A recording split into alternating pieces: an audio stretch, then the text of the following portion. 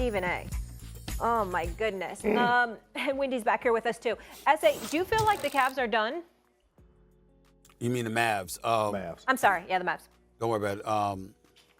I think they're probably done for this season. I'm holding out hope for Anthony Davis because for the games that he's missed, he's been primarily healthy over the last 2 years. Played 76 games last year, played 42 or 47 games this year with the Lakers before being moved. And by the way, of this, in playoff games, 61 over the last few years, he's played in 60 of them. So he doesn't usually miss time come postseason. So give credit where credit is due in that regard.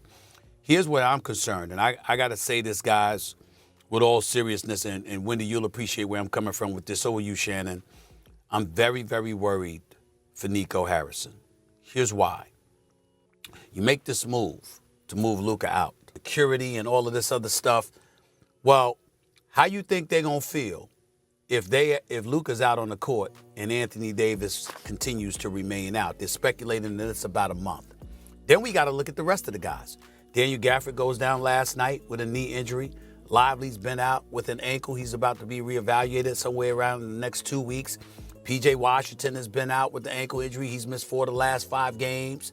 Even, Caleb Martin, even though I think he had a hip injury, if I remember correctly, something along those lines. I'm just looking at the injuries that they've had. And so, it's one thing for the move to be made. It's another thing for people to be acting the way that they're acting, which is inexcusable, by the way. And none of us should tolerate that.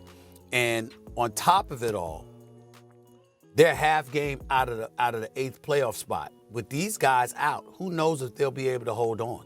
Yeah. Who knows if they won't knock themselves out of the play-in? Davis is able to get back on the basketball court and do his thing. And I hope things simmer down and die down, because right now, from what I'm hearing, it's been a bit hectic in Dallas, and it's been very, very unpleasant for a few people. The worst possible scenario. And they had a brutal loss. Go ahead, Wendy. Go ahead. My bad. Sorry, Shane. Go ahead, Wendy. They had a brutal loss last night, guys.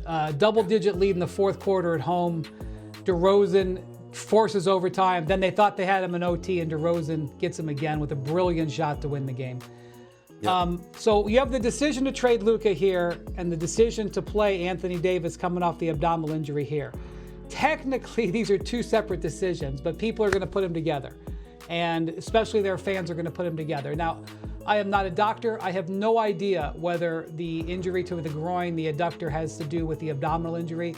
But it's not a giant leap to figure that maybe they brought him back a little too soon. Also, they brought him back in a game against Houston, where they're playing a potentially top playoff team. He's got to deal with that guy right there, Alperen Şengün, as opposed to putting him coming back against the Jazz, which is how the Lakers brought back Luka last night in a low-stress game. You'll just never know. The Mavericks have had terrible injury luck this season. Again, the Luka trade is over here. The injury luck is over here. These are part of the game. But when you have this culmination of injuries, something needs to change. The worst thing that could have possibly happened. It's one thing to trade Luka, and you get Anthony Davis going haywire in his debut, and then he gets injured. Because it looked like Stephen A. Wendy, he was about to have a 40-20 type of a ball game. And then everybody's like, okay, they still would have been upset because Luka, as everybody's been mentioning, he's 5.5, 6 years younger than Anthony Davis. But if Anthony Davis is going to give us those type numbers, because remember, the last game that he played for the Lakers, he was 43-22. So we know what type of player that he is on both ends of the court.